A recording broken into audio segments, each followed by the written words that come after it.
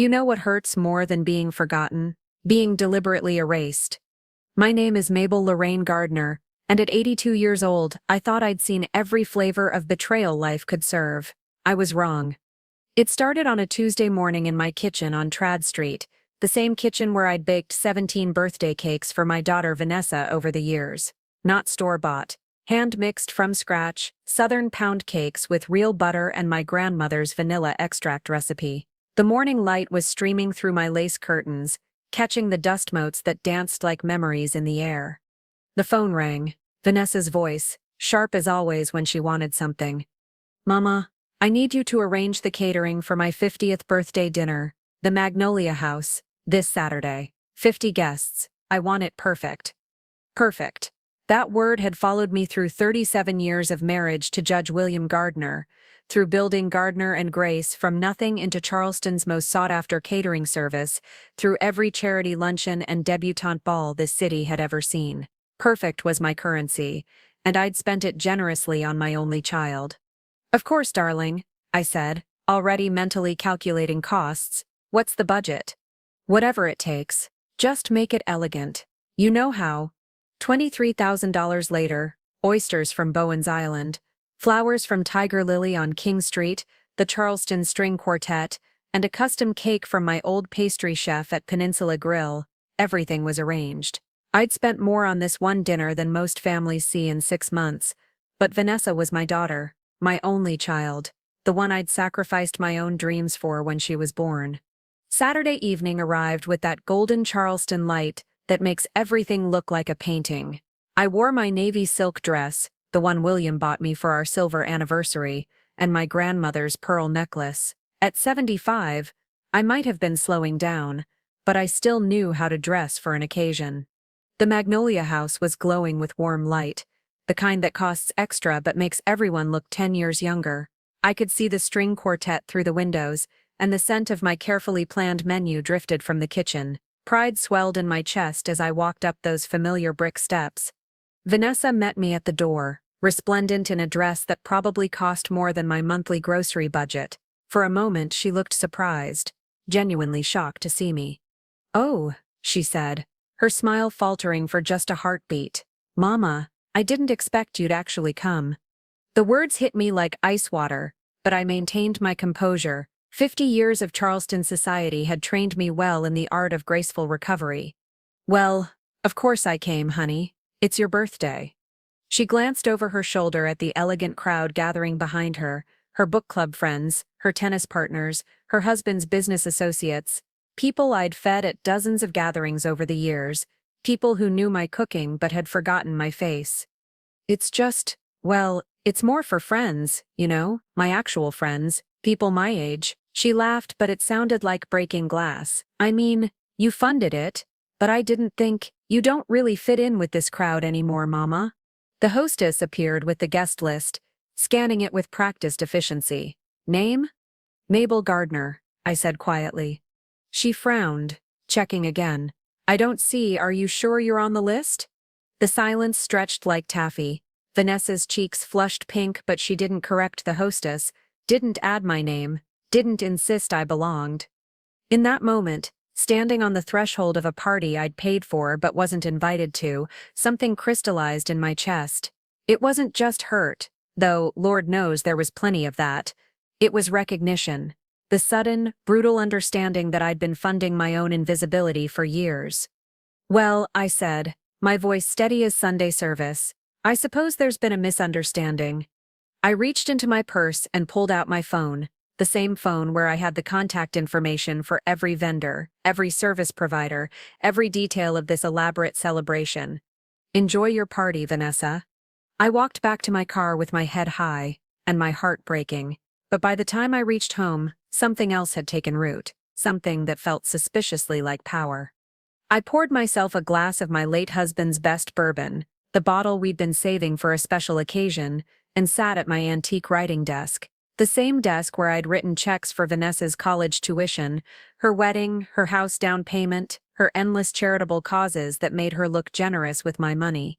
I opened my laptop and began pulling up accounts, catering invoices, flower arrangements, musicians, All contracted under my name, all paid from my accounts, all still cancelable with 24 hours notice. Then I picked up my phone and dialed a familiar number. Charleston Trust and Banking, this is Margaret. Margaret, darling, it's Mabel Gardner. I need to make some changes to some accounts. Of course, Mrs. Gardner. What can I help you with? I smiled. Perhaps for the first time all day, I'll need to cancel a few things. Back in my kitchen, with that bourbon still warm in my throat, I found myself pulling down the photo albums from the top shelf of my china cabinet. Funny how we store our memories up high, like precious things we're saving for company that never comes. The first album fell open to Vanessa's 7th birthday party, 1981. There I was in the background, flour in my hair, frosting on my apron, carrying a 3-layer rainbow cake to a table full of squealing children. And there was Vanessa, front and center, arms spread wide like she was embracing the world, her smile bright as summer sunshine. I remembered that day. William was at the courthouse, some big case that couldn't wait, as usual. So it was just me, orchestrating magic for 25 children hopped up on sugar and party excitement. I'd made goodie bags by hand, painted faces, organized games. For 8 hours straight, I was the party. But in every photo, I was the shadow, the busy figure moving in and out of frame while Vanessa glowed in the center of attention. I turned the page, her sweet 16. There I was again, serving punch from my grandmother's crystal bowl, while Vanessa held court in her pink taffeta dress. I'd spent 3 weeks hand-stitching pearl beads onto that dress, working by lamplight after my catering jobs were done. The debutante ball, 1992. I'd worked 14-hour days for 3 months to afford that dress, those shoes, that elaborate coming-out party at the Charleston Place Hotel. In the photos, I'm barely visible, a glimpse of my hand adjusting her train, the back of my head as I speak to the photographer. Page after page, year after year, the same story. Vanessa shining while I served. Vanessa celebrating while I sacrificed. Vanessa being young and beautiful and ungrateful while I grew invisible, one birthday at a time. The wedding album was the worst. June 15, 1998. I'd mortgaged our house to pay for that celebration at Magnolia Plantation. 800 guests, a 10-piece orchestra, flowers flown in from Holland. William thought I'd lost my mind, but I wanted perfection for my baby girl's perfect day.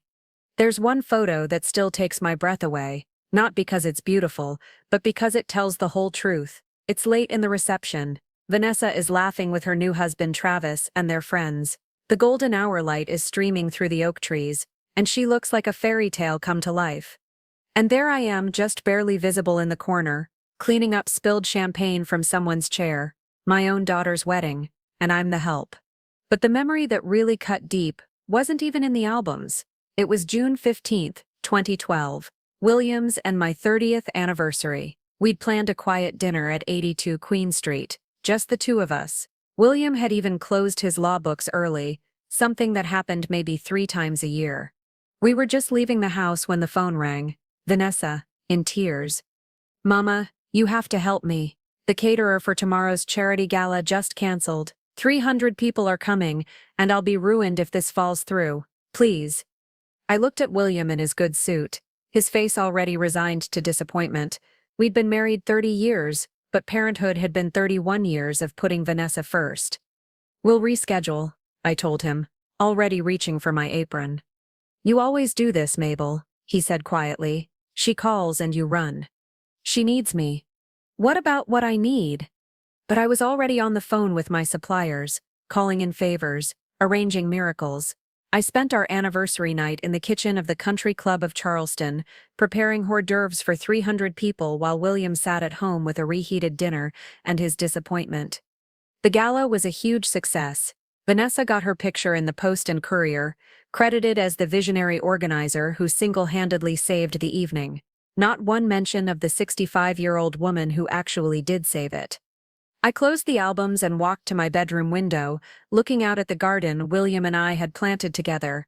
The camellias were blooming, those hardy southern bells that flower in the dead of winter, beautiful and resilient and utterly without need for approval. My phone buzzed, a text from Travis, Vanessa's husband. "Mrs. Gardner, I wanted to thank you for tonight. The party was incredible. Vanessa, well, you know how she gets about these things. I hope you weren't hurt by anything. Interesting. In 24 years of marriage to my daughter, Travis had never texted me directly, never acknowledged the gulf between Vanessa's public persona and her private cruelties. I texted back, "Thank you, Travis. I hope you both enjoyed yourselves." His response came quickly. "Honestly, I think she's forgotten what it costs to be cruel." I stared at those words for a long time. Travis saw it too, the casual cruelty, the entitled dismissal, the way Vanessa wielded my love like a credit card with no spending limit. I walked to my home office and unlocked the filing cabinet where I kept the important papers: birth certificates, insurance policies, William's will, and at the very back the deed to 14 Ligara Street, Vanessa's beautiful historic home that she thought belonged to her. It didn't. Technically, legally, financially, it was mine. I'd bought it as an investment property in 2003 and let Vanessa and Travis live there temporarily while they got on their feet. 20 years later, they'd never made a single mortgage payment, but somehow, in their minds, it had become their family home. I held the deed up to the lamplight, reading the legal language that made it absolutely clear this property belonged to Mabel Lorraine Gardner. Tomorrow, I decided I'd visit my safety deposit box. It was time to remind myself exactly what I owned, what I controlled, and what I could take back. Because sometimes when you've been invisible for too long, the only way to be seen again is to disappear completely and take everything with you. Sunday morning dawned crisp and clear, the kind of Charleston day that makes tourists fall in love with our city. I woke up with a clarity I hadn't felt in years, like stepping out of a fog I didn't realize I'd been walking through. I made my coffee, real coffee, not the decaf Vanessa insisted was better for my heart, and sat at my kitchen table with my phone and a legal pad. Time to conduct some business. First call, Peninsula Grill. "Good morning, this is Mabel Gardner. I need to cancel the custom cake order for this evening's event at Magnolia House." "Mrs. Gardner? But the cake is already finished. It's a masterpiece. 3 tiers, hand-piped roses, gold leaf detailing just like you requested." "I'm sure it's beautiful, honey. Please add it to my personal account and deliver it to my address instead. I'll find another use for it." The confusion in the pastry chef's voice was almost comical, but the party will proceed exactly as planned by my daughter. She's very resourceful. Second call, Tiger Lily Florists on King Street.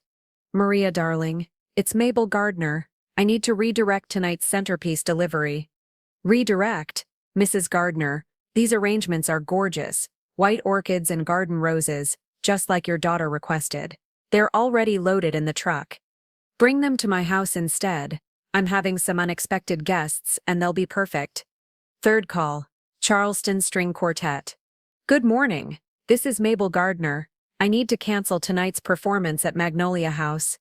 "Cancel? Mrs. Gardner, we've been preparing your daughter's requested playlist for weeks. Pachelbel's Canon, Ave Maria, all those beautiful pieces. Play them for someone who appreciates both the music and the musicians." Fourth call, Bowen's Island Restaurant. "Bobby, it's Mabel Gardner. Those 5 dozen oysters you're delivering to Magnolia House tonight. Change of plans." One by one, I unraveled the evening I'd so carefully orchestrated: the champagne, the linens, the special menu I'd designed with the chef. Every vendor understood when I explained that I was the one paying, and therefore the one who could cancel. By noon, I'd turned Vanessa's elegant 50th birthday celebration into a basic dinner reservation for 50 people with whatever the restaurant could provide on 0 notice. Then I did something I hadn't done in decades. I called my old friends, the ones I'd neglected because I was too busy being Vanessa's mother to be Mabel the person. "Elizabeth, it's Mabel Gardner. Are you free this evening? I'm having an impromptu dinner party, and I could use some good company." Elizabeth Hartwell and I had been friends since our children were small. We'd served on the garden club board together, survived countless charity auctions, shared secrets over coffee during those long years of raising families. But somewhere along the way, I'd stopped making time for anyone who wasn't connected to Vanessa's needs. "Mabel, my goodness, it's been too long. What's the occasion?" "Celebration," I said simply. "Sometimes you need to celebrate coming back to yourself." By 4 o'clock, my kitchen was humming with activity, not the frantic stress of catering someone else's vision, but the joyful chaos of cooking for people who wanted to be there. Elizabeth had brought her famous pimento cheese. Dorothy Simmons arrived with a bottle of wine and stories from her recent trip to Savannah. Margaret Wells, who I hadn't seen since her husband's funeral 3 years ago, showed up with homemade biscuits and the kind of warm laughter I'd forgotten existed. We were arranging the redirected flowers when my phone rang. Vanessa, and she was not happy. "Mama, what did you do? The caterer is saying there's no food, the florist never showed up, and apparently we don't have a cake." "How terrible," I said, watching Elizabeth arrange white orchids in my grandmother's silver vase. "What will you do?" "What will I do? You arranged all this. You have to fix it." "Oh, sweetheart, I'm afraid I'm busy tonight. I'm having a dinner party of my own." The silence stretched so long I thought she'd hung up. "A dinner party? Since when do you have dinner parties?" "Since I remembered that I have friends, real friends who actually want my company." "This is ridiculous, Mama. People are expecting certain things tonight. I'll be humiliated." "Then you'll have to figure it out yourself. That's what resourceful 50-year-old women do." I hung up and turned off my phone. For the first time in decades, Vanessa's crisis was not my emergency. The evening was magical. We ate shrimp and grits on my good china, drank wine from crystal glasses, and talked about books and travel and grandchildren and dreams deferred. The Peninsula grill cake, now mine, was a showstopper, and every bite tasted like vindication. "You know," said Dorothy, raising her glass, "I haven't seen you this happy in years, Mabel." "I haven't been this happy in years." Margaret leaned forward conspiratorially. "So what really happened? Why the sudden dinner party?" I told them everything. The party I'd funded but wasn't invited to. The years of sacrificing for a daughter who saw me as an ATM with legs. The moment I realized I'd been erasing myself one check at a time. "Good for you," Elizabeth said firmly. "Some people need to learn that love has limits." As we were clearing dessert plates, my landline rang. "Travis." "Mrs. Gardner, I need to apologize. Vanessa is having what can only be described as a complete meltdown. She's screaming at the restaurant staff. She fired her assistant, and she's blaming everyone except herself for tonight's disaster." I could hear chaos in the background. Raised voices, clattering dishes, the sound of someone having a very public tantrum. "I'm sorry to hear that, Travis. The thing is, I think maybe she needed this. Maybe we all did. She's been treating you terribly for years, and I've been too cowardly to say anything." "Interesting. Very interesting indeed." "Thank you for that, Travis. How are you holding up?" "Honestly, I'm sitting in my car in the parking lot. I left. I couldn't watch her tear apart people who were just trying to help with a problem she created." After I hung up, Elizabeth looked at me thoughtfully. "You know, Mabel, there's something different about you tonight. You seem unleashed." She was right. For the first time in decades, I felt like Mabel Gardner the person, not Mabel Gardner the mother, the widow, the woman who lived to serve everyone else's vision of who she should be. As my friends were leaving, I stood in my doorway and looked out at the night sky over Charleston. Somewhere across town, my daughter was discovering what it felt like when the person who made everything possible decided to stop making it easy. Tomorrow, I decided, it was time for phase 2 of my education program, because if Vanessa thought tonight was about a canceled party, she had no idea what was really at stake. The real lesson was just beginning. Monday morning found me at Charleston Trust and banking at exactly 9 a.m., dressed in my best navy suit and carrying the leather portfolio William had given me when I started my catering business 40 years ago. I hadn't been to the safety deposit box in 3 years, but today felt like the right time for an inventory. "Mrs. Gardner," Margaret Wheeler, the bank manager, greeted me like the valued customer I was. "How lovely to see you. What brings you in today?" "Spring cleaning," I said with a smile. "Time to review some old paperwork." In the privacy of the viewing room, I spread the contents of my safety deposit box across the polished table: birth certificates, William's death certificate, insurance policies, stock certificates, and there, the documents that told the real story of my family's financial foundation. The deed to 14 Lagares Street, Vanessa's home, clearly stating my ownership, purchase agreement from 2003, mortgage payments, all made by me, all documented in my name, 20 years of property taxes, all paid from my accounts. But that wasn't the most interesting discovery. Tucked behind the property documents were credit applications I'd never seen before.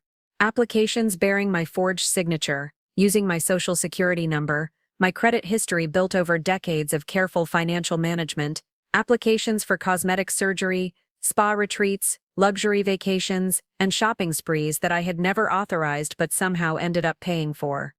$37,000 in fraudulent charges over the past 5 years. Charges that had mysteriously appeared on my credit cards, charges I'd questioned but been told were family emergencies or gifts I'd forgotten authorizing. I photographed every document with my phone, then locked everything back up and headed to my attorney's office. Richardson Hayes had been handling my legal affairs since William's death. A proper Charleston gentleman of the old school, he understood both the law and the delicate social dynamics of our city. "Mabel, my dear, what can I do for you today?" I handed him copies of the forged credit applications. "I need to understand my options, Richardson." He studied the documents with the careful attention that had made him one of Charleston's most respected attorneys. His expression grew increasingly grave. "These signatures are clearly forged," he said finally. "This constitutes identity theft and credit fraud, both felonies in South Carolina. And the house? Still legally yours. Has been for 20 years. Your daughter and son-in-law have been living there as tenants at will, though I suspect they don't realize that's their legal status." I leaned back in the leather chair, feeling a strange mix of vindication and sorrow. "What would you recommend?" "Legally? You could have Vanessa arrested for fraud. You could evict them from the house with 30 days' notice. You could sue for the full amount of the fraudulent charges plus damages. And, practically?" Richardson removed his glasses and cleaned them thoughtfully. "Family law isn't just about what's legal, Mabel. It's about what you can live with afterward. What's your goal here?" I thought about Vanessa's face, Saturday night, the casual cruelty of being erased from my own generosity. I want her to understand that actions have consequences. I want her to learn that the person she's been taking for granted actually has power. Then I'd recommend a graduated approach. Start with the house, formal notice to quit the premises. Let her understand that she's been living in your property, not her home. That tends to clarify relationships rather quickly. By Wednesday, I had the eviction notice drafted and ready for delivery.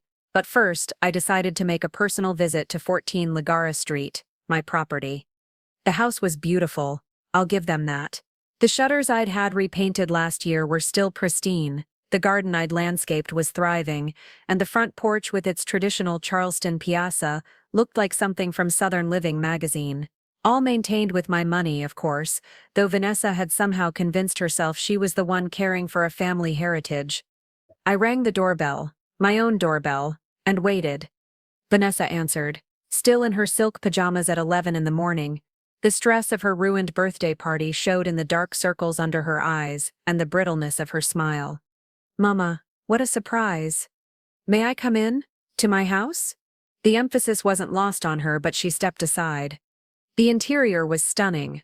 Hardwood floors I'd had refinished, crown molding I'd had restored, furniture purchased with loans secured by my credit. Every beautiful thing in this house existed because of my financial backing. But looking at Vanessa's face, I realized she'd forgotten that fundamental truth. "We need to talk," I said, settling into the living room chair, my chair, in my house. "If this is about Saturday night, I think you overreacted. It was just a misunderstanding about the guest list." "It wasn't a misunderstanding, Vanessa. It was a choice. You chose to exclude the person who made your party possible, just like you've chosen to exclude me from every decision about this house, every family gathering, every part of your life except when you need funding." She had the grace to look uncomfortable, but not the grace to look apologetic. "I don't know what you want me to say, Mama. I want you to understand something very important." I pulled the eviction notice from my purse and placed it on the coffee table. "This house belongs to me, legally, financially, completely. You have been living here as my guest for 20 years, and it's time that arrangement ended." The blood drained from her face as she read the legal document. "You can't be serious. This is my home. My children grew up here. Travis and I have built our life here. With my money. In my house. Using credit lines you accessed by forging my signature." I pulled out copies of the fraudulent credit applications and watched her face cycle through surprise, denial, and finally, caught, a kind of desperate anger. Those were emergencies. You would have said yes anyway.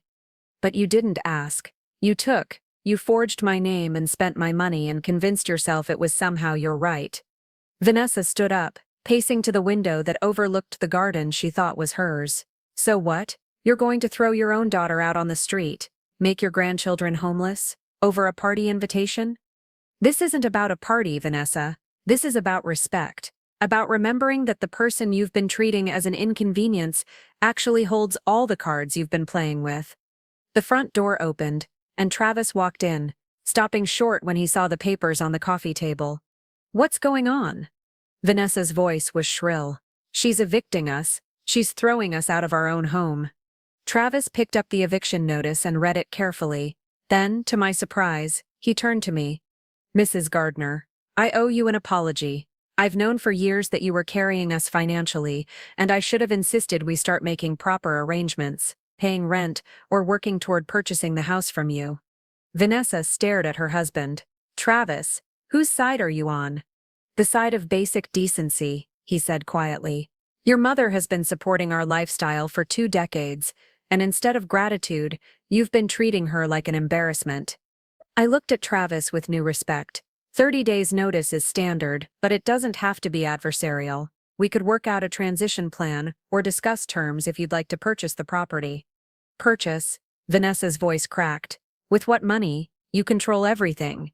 And there it was, the truth she'd been avoiding. She had no independent resources because she'd never needed to develop any. I'd been her personal trust fund for 50 years, and she'd never bothered to build a life that could stand on its own. Then I suggest you start learning, I said, standing up and retrieving my papers. You have 30 days to figure out your next step. Use them wisely. As I walked to the door, Travis followed me. Mrs. Gardner privately, thank you for this. She's needed to face reality for years, and I haven't been strong enough to force the issue. What will you do? Probably what I should have done 20 years ago. Find somewhere we can actually afford, build a life that doesn't depend on your generosity. As I drove away from my beautiful house, I felt something I hadn't experienced in decades. I felt like I mattered, like my choices had consequences. Like the woman who had built a business from nothing, who had managed complex finances for 40 years, who had quietly been the power behind every family success, was finally visible again.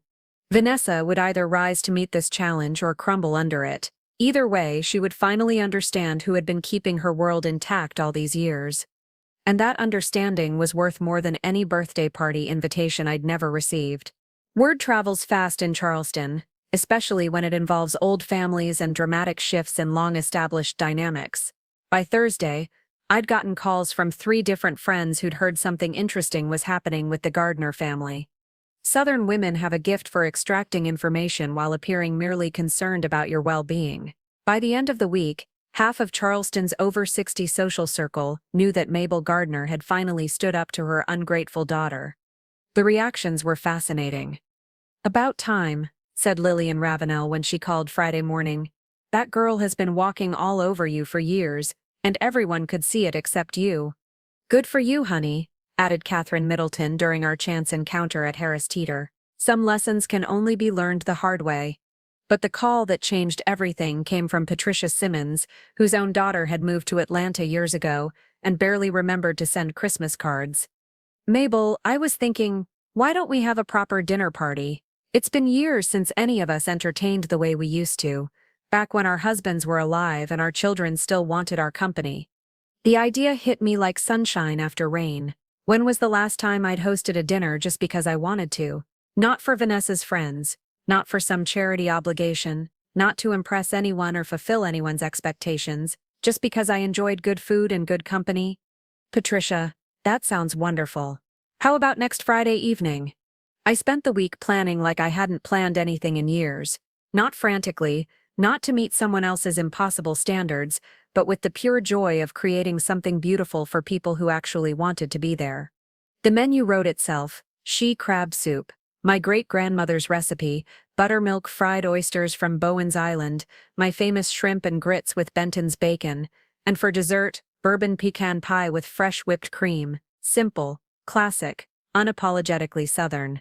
I set the table with my wedding china, the spode I'd been saving for special occasions for 30 years. Every piece told a story, from the soup bowls I'd inherited from my mother to the crystal wine glasses William and I had bought on our 20th anniversary trip to Ireland. Friday evening arrived, soft and warm, with that magical light that makes Charleston look like a watercolor painting. I wore my emerald green silk dress, the one I'd bought for myself 2 years ago but never had occasion to wear, and my grandmother's pearl earrings. The doorbell rang at 7, and suddenly my house came alive with the sound of women who had lived full lives and weren't finished yet. Patricia arrived with a bottle of champagne, and news that her book club had just selected their most scandalous selection yet. Elizabeth brought homemade rolls and stories from her recent art class at the Gibbs Museum. Dorothy carried in a cheese board and gossip from her volunteer work at Musk. Catherine showed up with flowers from her garden and tales from her yoga class. We were 5 women whose combined ages totaled over 350 years, who had raised children and buried husbands, who had built careers and maintained friendships through decades of social change. And for the first time in years, I felt like I was exactly where I belonged.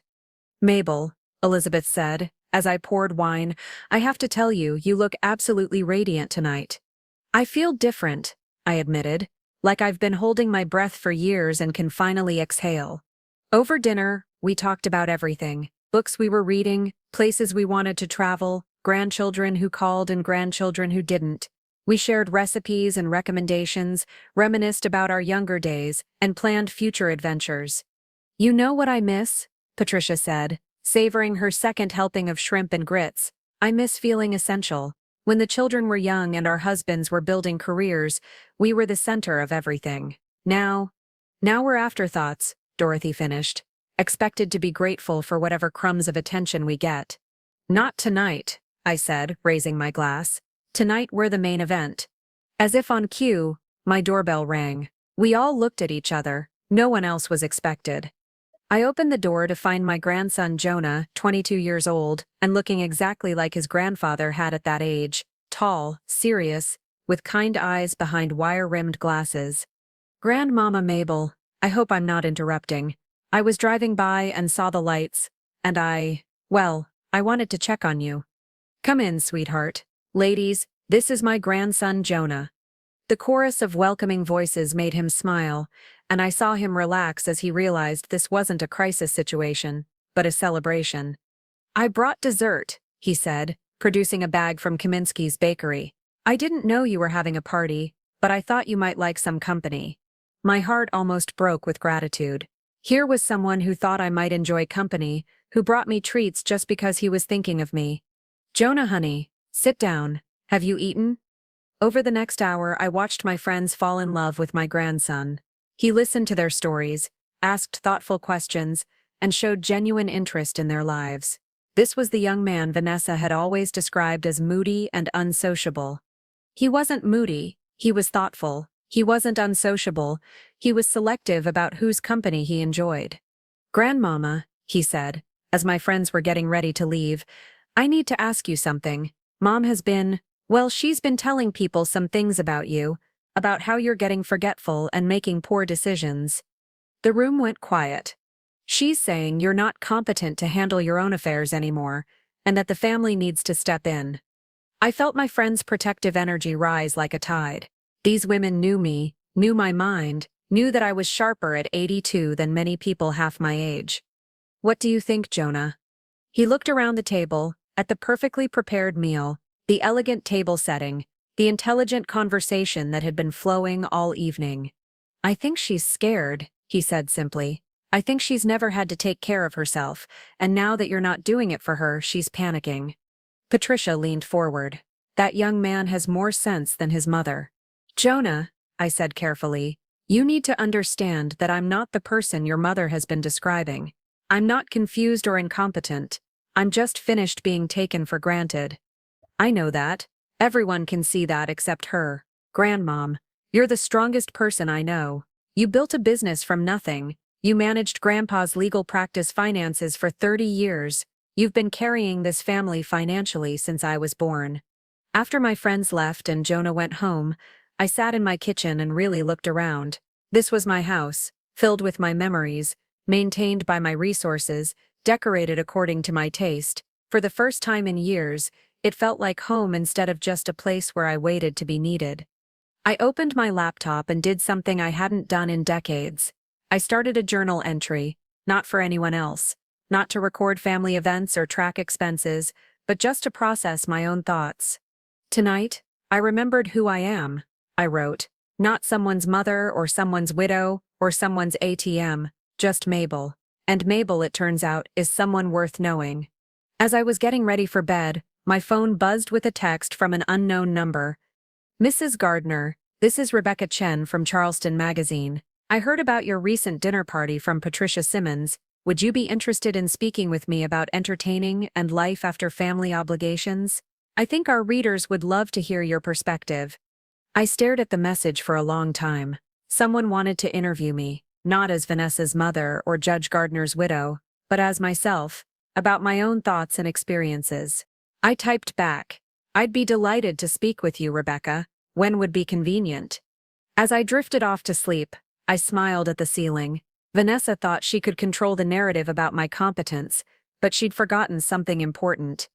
I'd been managing public relations in this city since before she was born, and now, for the first time in decades, I had my own story to tell.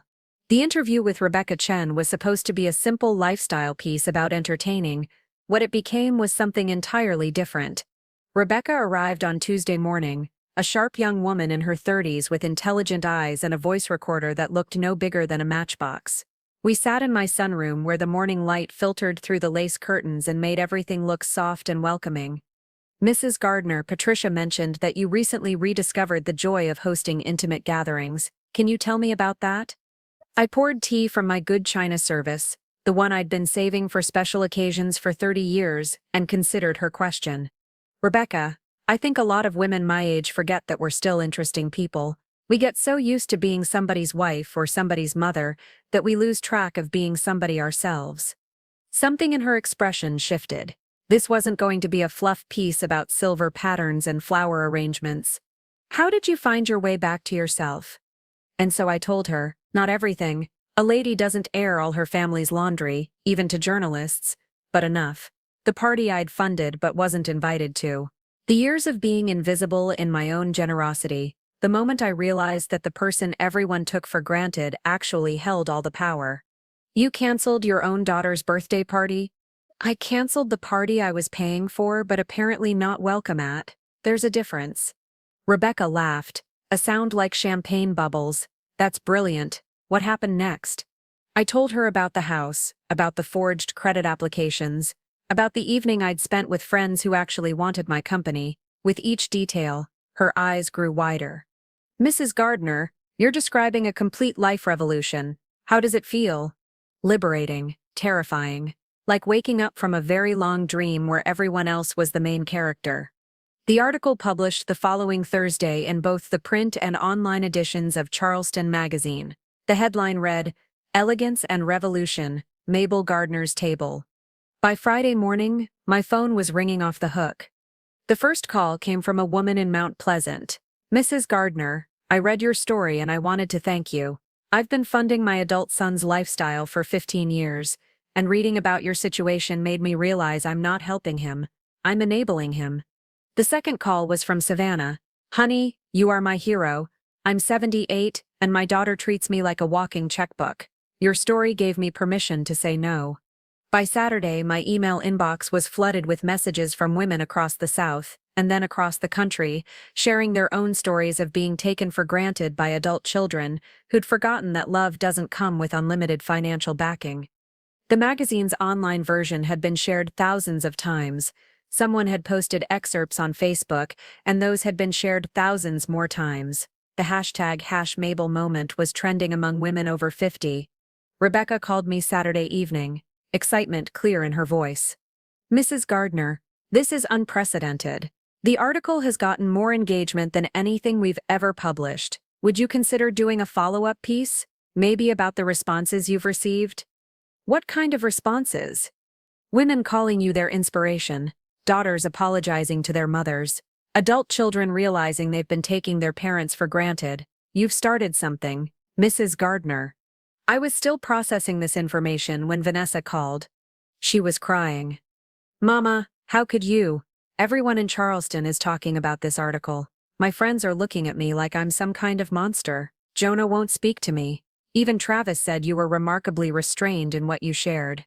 Vanessa, do you know what it's like to have people you've known for 20 years suddenly treating you like a pariah? Margaret Sutton actually crossed the street to avoid me at King Street yesterday. I let her finish before I spoke, my voice calm and measured. Sweetheart, I never mentioned your name in that article. I never described specific incidents beyond the birthday party, but if people are recognizing their own families in my story, that should tell you something. Tell me what? That maybe you're not the only adult child who's been taking a parent for granted, and maybe I'm not the only parent who's been too afraid of losing love to demand respect. The silence stretched across the phone line.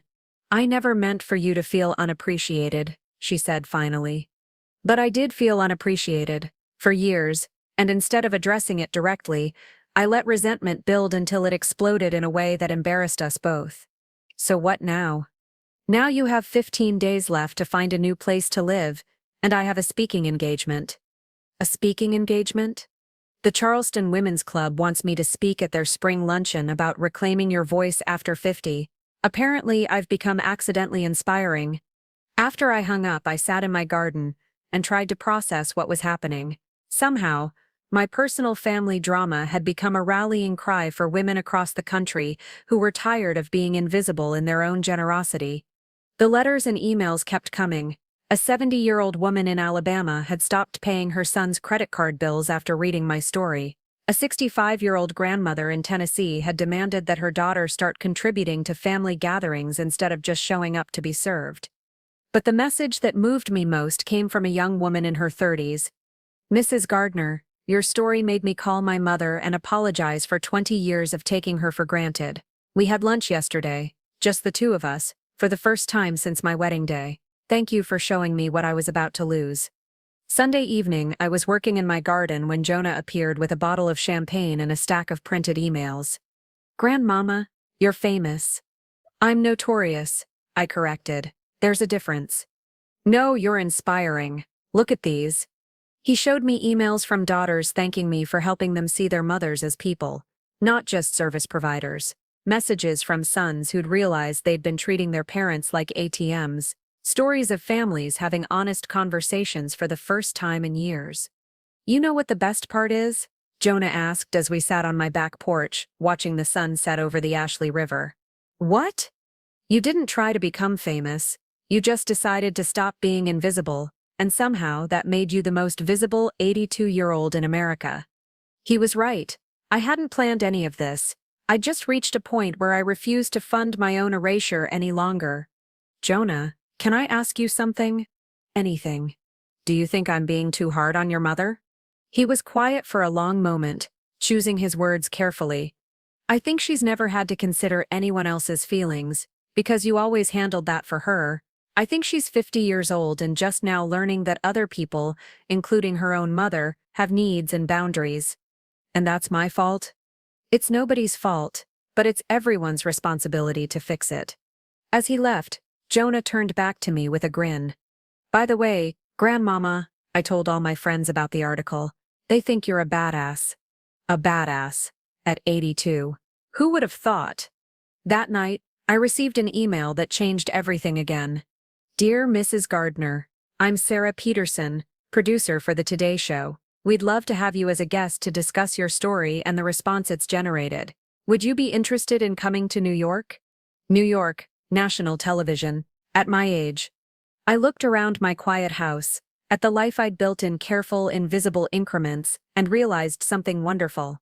After 8 decades of living for other people's comfort, I was finally ready to make everyone a little uncomfortable. Starting with myself, the Today Show appearance was scheduled for the following Tuesday, but first I had some business to attend to in Charleston. I sat in Richardson Hayes' office Monday morning, wearing my best black suit and my most serious expression. Spread across his mahogany desk were the documents that would redefine my family's future and my legacy. Are you certain about this, Mabel? Richardson asked, reviewing the revised will I'd requested. This is comprehensive. I've never been more certain of anything in my life. The numbers were stark and final. My estate, valued at $3.1 million after 40 years of careful investing and 37 years of marriage to a successful federal judge, would be distributed according to a very simple principle character. Jonah, my grandson who brought me bakery treats and listened to my stories and recognized my worth beyond my checkbook, would receive $800,000 and the house on Trad Street, enough to finish law school, start his career, and build the kind of life his grandfather would have been proud of. The Charleston Women's Fund, which supported literacy programs and domestic violence shelters, would receive $1.2 million, money that would help women who, like me, needed to rediscover their own power. The Charleston County Library System would receive $500,000 to establish the William and Mabel Gardner Reading Room, ensuring that future generations would have access to the books and resources that had sustained me through every difficult period of my life. Various smaller bequests, totaling $400,000, would go to the organizations where I'd volunteered over the years: the Gibbs Museum, Historic Charleston Foundation, and the pet shelter where I'd spent Saturday mornings for 15 years after William died. The remaining $200,000 would establish a scholarship fund at the College of Charleston for students studying business or culinary arts, a tribute to the career that had given me both financial independence and personal pride. Vanessa's inheritance, $0.00. The legal language is ironclad, Richardson explained, adjusting his glasses as he reviewed the documents. We're invoking the clause in William's trust that allows for reallocation based on conduct unbecoming to family values and financial responsibility. William, bless his prescient legal mind, had included that clause 30 years ago when we first established our estate planning. He'd seen too many family fortunes destroyed by entitled heirs who treated inheritance as an entitlement rather than a privilege. The documented evidence supports your position completely, Richardson continued. The forged credit applications, the pattern of financial exploitation, the failure to acknowledge your contributions to her lifestyle, any court would uphold this decision. But I had one more card to play. Richardson, I want to include something else. All those journals I've been keeping for 20 years, the ones where I documented every loan that was never repaid, every event I funded that I wasn't thanked for, every time I was treated more like hired help than family. Yes, I want them digitized and included as supporting documentation, not for the public, but for the legal record, so there's no question about the pattern of behavior that led to this decision. Richardson smiled, the first time I'd seen him look genuinely pleased in years of handling our family's increasingly complicated affairs. Mabel, I have to say, in 40 years of practicing law, I've rarely seen someone document their own case so thoroughly without realizing they were doing it. By Thursday, the new will was finalized, witnessed, and legally binding. I felt lighter than I had in decades, as if I'd been carrying a weight I hadn't realized was there. That evening, Vanessa called. Mama, we need to talk. Travis and I found an apartment, but we need your help with the security deposit. And I've been thinking about what you said in that magazine article. Vanessa, I'm afraid I can't help with the deposit. What do you mean? You can't help. It's only $3,000. I mean, I won't help. There's a difference. The silence on the other end of the line stretched like a taut wire. Mama, I know you're angry about the birthday party thing, but this is getting ridiculous. You can't punish me forever. I'm not punishing you, sweetheart. I'm teaching you. There's a difference between consequences and punishment. Consequences are what happen when your actions finally catch up to your choices. What is that supposed to mean? It means you're 50 years old and it's time you learn to support the lifestyle you've chosen instead of expecting me to subsidize it. I could hear her breathing change, the way it had when she was a child on the verge of a tantrum. Fine, I'll figure it out myself, but when you're old and alone and need someone to take care of you, don't expect me to come running. The threat that had controlled me for years, the fear of abandonment, of dying alone and forgotten, landed with no impact whatsoever. Vanessa, I'm already old, and I've never felt less alone in my life.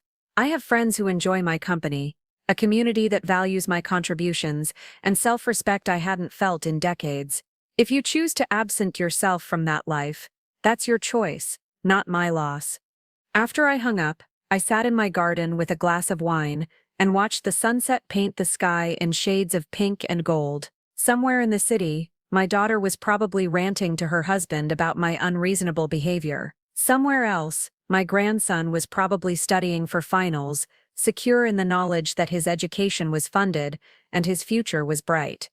And here I was, 82 years old, and finally free to be exactly who I was meant to be. Friday brought another surprise. Travis called, his voice careful and formal. "Mrs. Gardner, I wanted you to know. Vanessa has been talking to a lawyer about contesting your will. Has she now? That's interesting, considering she has no idea what's in my will. She assumes, well, she assumes she inherits everything, as your only child." The lawyer told her that unless there's documented evidence of incompetence or undue influence, inheritance challenges rarely succeed. "And is there documented evidence of incompetence?" Travis laughed, a sound I hadn't heard from him in years. "Mrs. Gardner, you just appeared on national television to discuss your investment strategies and life philosophy. You're managing a complex estate, running your household, and apparently inspiring thousands of women across the country. I think any judge would find you remarkably competent. What about you, Travis? Are you supporting her in this legal challenge?" A long pause. "Mrs. Gardner, I've been married to your daughter for 24 years. I love her, but I'm not blind to her faults. If she's been cut out of your will, I have to assume you had excellent reasons. Thank you for that. Can I ask you something?" "Of course. What happens to Jonah in all this?" I smiled at the question. Of course Travis would be worried about his son. "Jonah will be fine, better than fine. He'll have the resources to build a life based on his own character and choices, not on what he can extract from a grandmother who's tired of being taken for granted." "Thank you. That means everything." Saturday morning brought the most satisfying phone call of all. Richardson Hayes, calling from his office. "Mabel, I thought you'd want to know.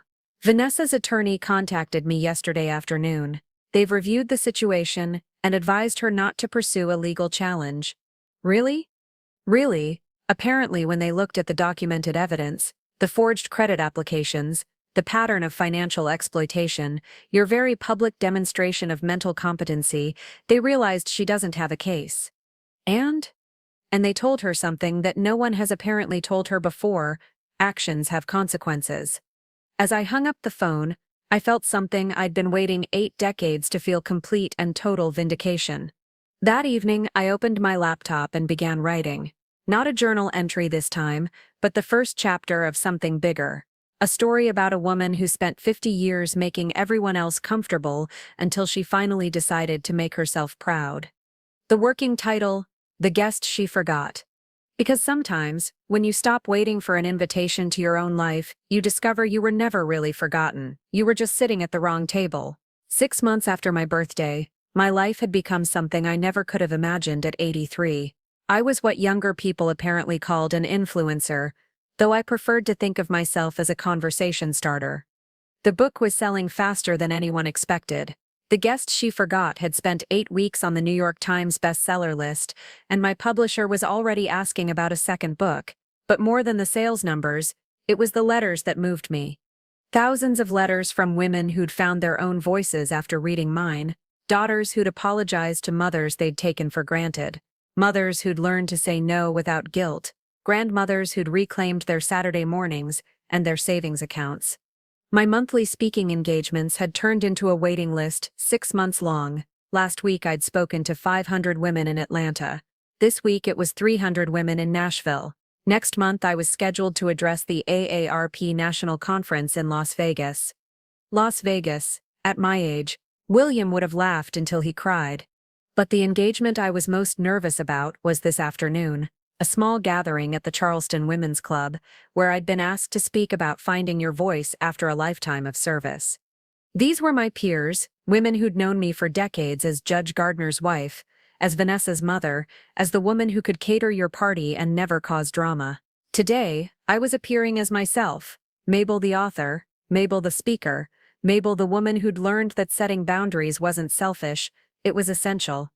I dressed carefully in my navy suit with the good pearls, the armor of Charleston respectability, but when I looked in the mirror, I saw something different than I'd seen for years. I saw a woman who mattered.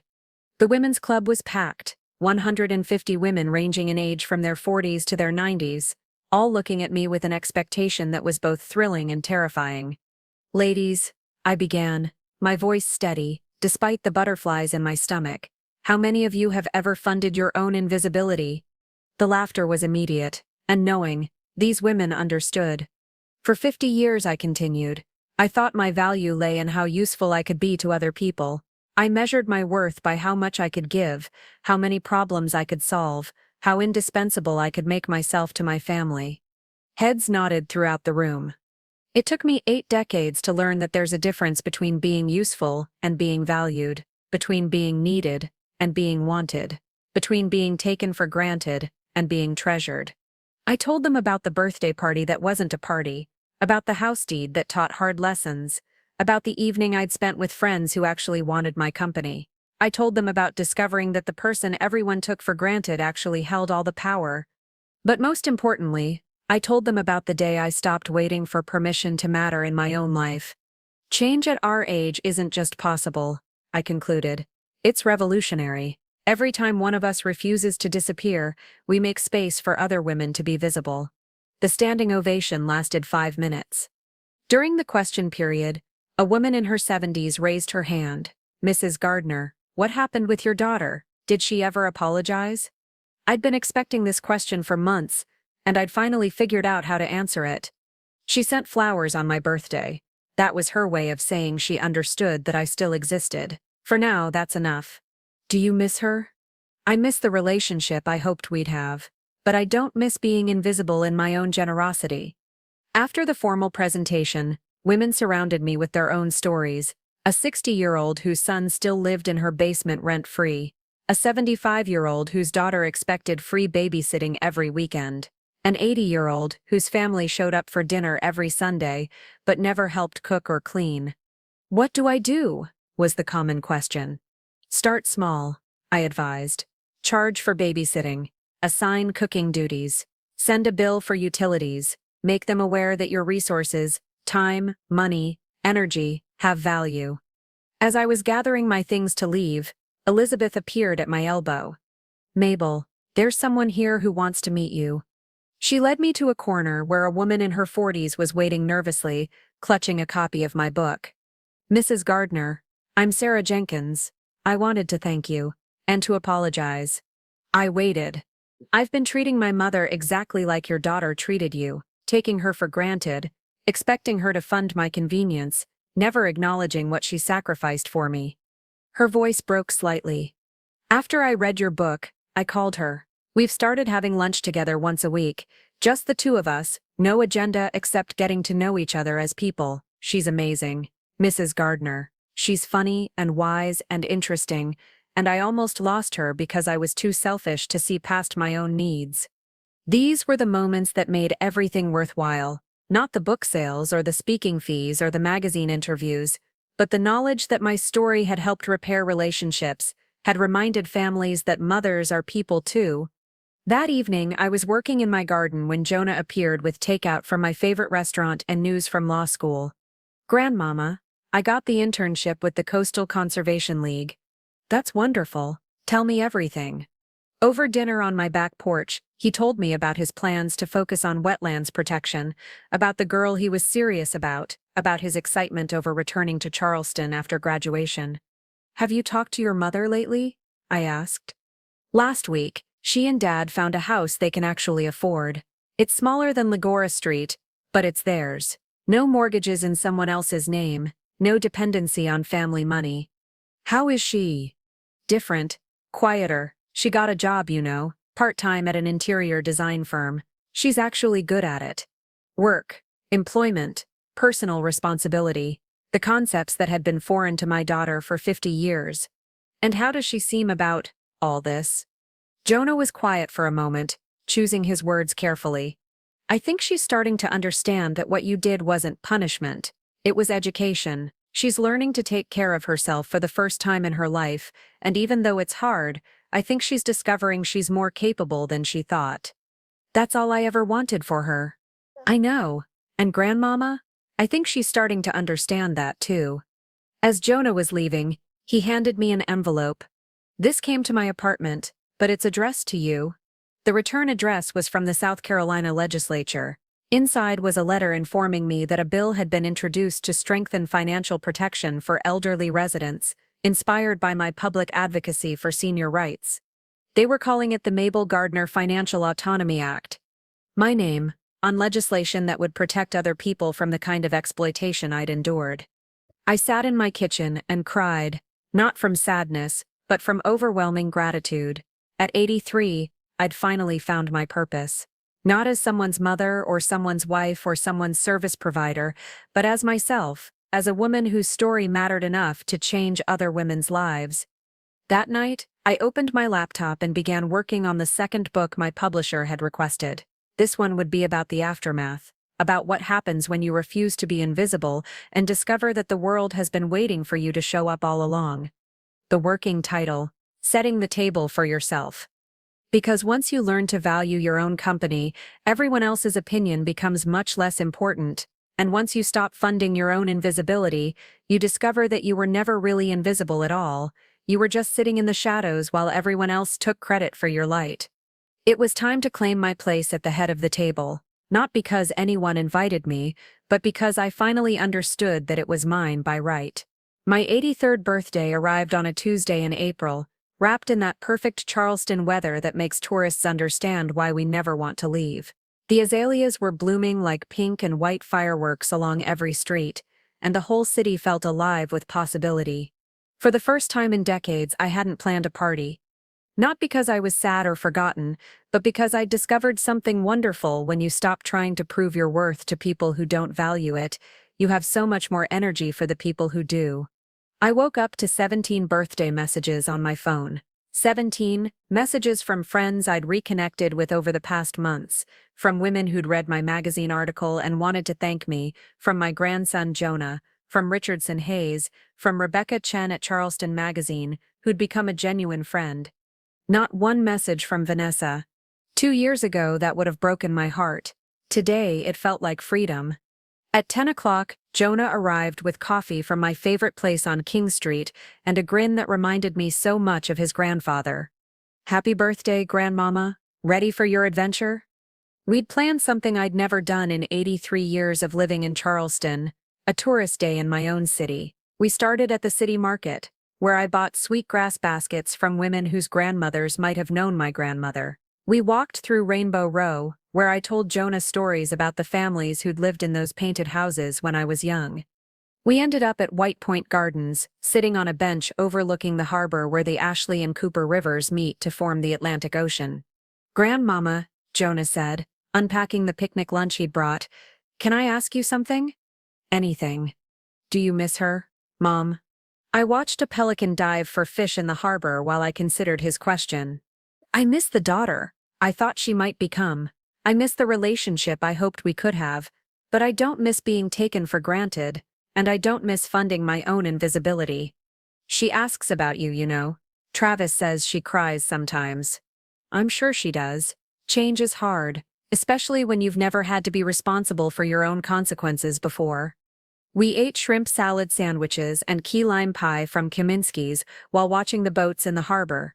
Jonah told me about law school, about the girl he'd been seeing, about his plans to practice environmental law in Charleston after graduation. I want to come back here, he said. This city, this family history, it matters to me. Even after everything that's happened? Especially after everything that's happened. You've shown me what it means to have principles, Grandmama, to value yourself enough to demand respect from other people. As we were packing up the picnic, my phone buzzed, a text message from an unknown number. Mrs. Gardner, this is Jennifer Walsh from Simon & Schuster. We understand you're working on a memoir. Would you be interested in discussing publication? I showed the message to Jonah, who whistled low under his breath. Grandmama, that's a major publisher. They want to publish your book? Apparently someone leaked that I was writing one. Are you going to do it? I looked out at the harbor, at the city I'd called home for more than 8 decades, at the grandson who'd become my unexpected ally in the strangest chapter of my life. I think I am.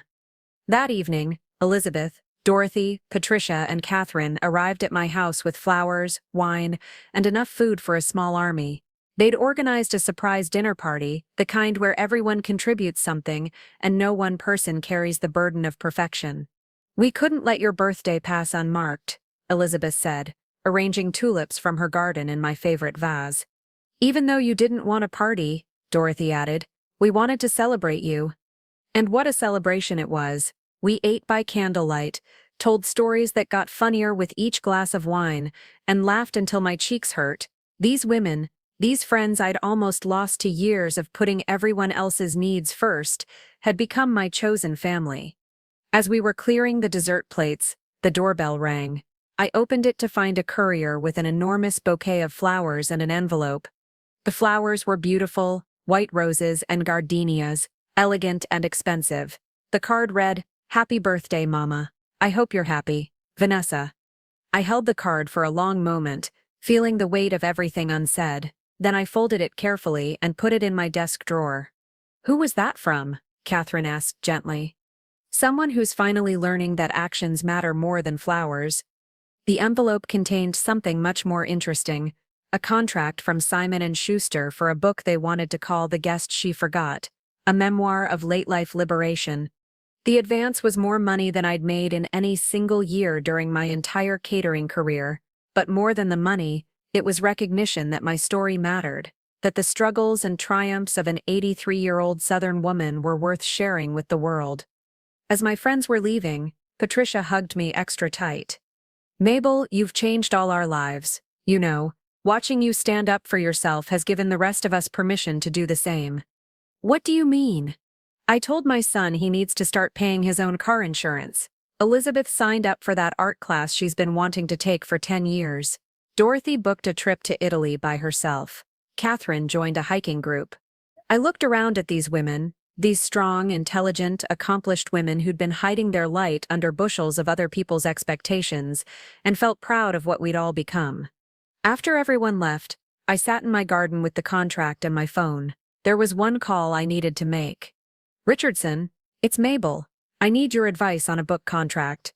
2 hours later, after Richardson had reviewed every clause and suggested several modifications, I signed my name to my first book deal. Mabel Lorraine Gardner, author. Who would have thought? As I was getting ready for bed, my phone chimed with one last birthday message. This one was from a woman in Oregon I'd never met. "Mrs. Gardner, I saw your interview on the Today Show and wanted to thank you. Because of your story, I finally had the courage to tell my adult daughters that I won't be their free babysitter anymore. We're all having dinner together next week to talk about respect and boundaries. At 67, I'm finally learning to value my own time. Thank you for showing me it's never too late to find your voice." I turned off my phone and looked around my quiet house. My house, filled with my things, decorated according to my taste, maintained by my resources. For the first time in decades, it felt like exactly where I belonged. Tomorrow I would start writing the book that thousands of women apparently wanted to read.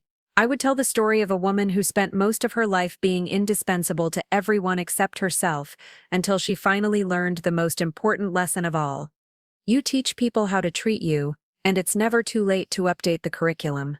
The best birthday gift I'd ever given myself was the permission to matter in my own life. 1 year later, I was kneeling in my garden on a perfect Charleston morning, teaching my great-granddaughter Nina how to plant camellia seeds. At 4 years old, she had Jonah's serious eyes and an endless supply of questions that reminded me why I loved being around curious minds. "Grammy Mabel, why do we put them in the dirt?" "Because that's where they grow strong, sweetheart. Sometimes the most beautiful things come from being planted deep and learning to reach toward the light." Nina considered this with the gravity of someone who took gardening very seriously. "Like you did?" "Out of the mouths of babes." Something like that. Jonah appeared from the house, carrying a tea service on the silver tray I'd given him when he graduated law school. He'd moved back to Charleston 6 months ago and was working for the Coastal Conservation League, fighting to preserve the wetlands and barrier islands that made our city so special. More importantly, he'd married Jenny, a librarian who shared his passion for environmental justice and made him laugh in ways that reminded me of William at his happiest. They'd bought a small house in West Ashley, close enough to visit regularly but far enough away to build their own life. Grandmama, you have visitors coming this afternoon, right? The book club from Savannah, 12 women who read my memoir and wanted to meet the infamous Mabel Gardner. Nina looked up from her seeds. Are you famous, Grammy Mabel? I'm notorious, I corrected with a smile. There's a difference. The second book had done even better than the first.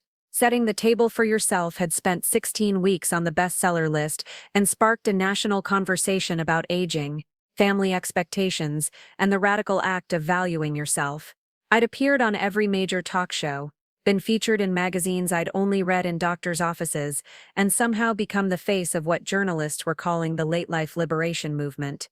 At 84, I was busier than I'd been at 40. But the success I was most proud of wasn't measured in book sales or speaking fees. It was measured in relationships, repaired, boundaries established, and women who'd learned to matter in their own lives. The Mabel Gardner Financial Autonomy Act had passed the South Carolina legislature and was being used as a model for similar legislation in 12 other states. The Charleston Women's Fund had established a grant program for women over 60 who wanted to start new careers or businesses. The College of Charleston had expanded the scholarship program to include a mentorship component pairing successful older women with younger students. My legacy was no longer just about what I'd given up for other people. It was about what I'd inspired them to claim for themselves. As we were setting up for afternoon tea, my phone rang. The caller ID made my heart skip just slightly. Vanessa. We'd spoken perhaps 6 times in the past year. Brief, careful conversations that skirted around the elephant in the room while we both learned how to relate to each other as adults rather than as automatic provider and endless consumer. Hello, Vanessa. Mama, I saw the article in Southern Living about your garden and your book success. You looked happy. I waited. One thing I'd learned was the power of silence, of letting other people fill the space with what they really wanted to say. I wanted you to know that Travis and I bought our house. It's final. We own it outright. That's wonderful news, sweetheart. It's smaller than Lagar Street, but it's ours. Really ours. No mortgages in other people's names, no dependency on anyone else. Pride, I could hear pride in her voice. Pride in accomplishment, in self-sufficiency, in building something with her own resources and effort. How does it feel? I asked. Different. Scary sometimes, but also empowering. Is that the right word? It's exactly the right word. Another pause. Nina was arranging cookies on my good china plates while Jonah set up chairs in the living room for the afternoon's visitors. Mama, I know I've never properly apologized for the party, for the credit cards, for treating you like you existed just to make my life easier. My throat tightened. Vanessa. No, let me finish. I read both your books, every word, and I saw myself in them, and I was ashamed of who I'd become, ashamed of how I'd treated the person who loved me most. Tears were starting, the kind that come from deep places you thought had scarred over.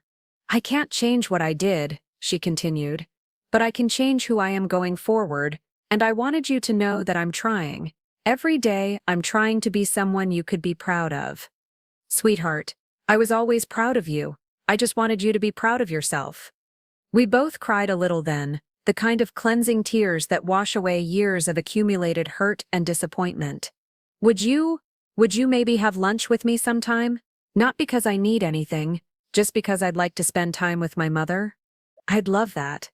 After we hung up, I sat in my garden and felt something I hadn't experienced in years, hope for a relationship with my daughter based on mutual respect rather than financial dependency. It was possible that some tables could be set for 2. The afternoon book club was delightful.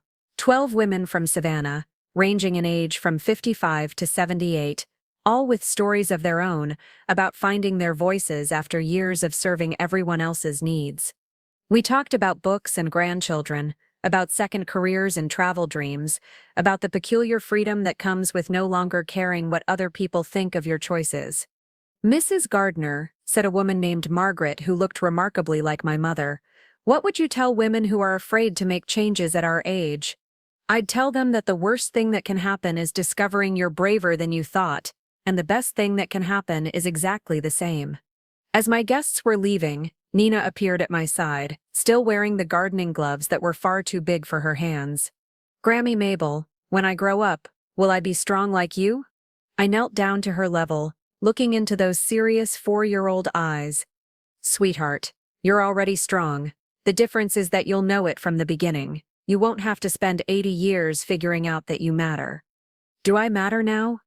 You matter tremendously. To me, to your daddy, to everyone who loves you. But most importantly, you matter to yourself.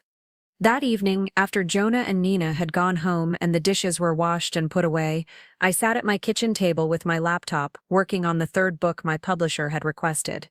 This one would be different, not a memoir this time, but a guide. The Art of Late Life Revolution, a handbook for women who refuse to disappear.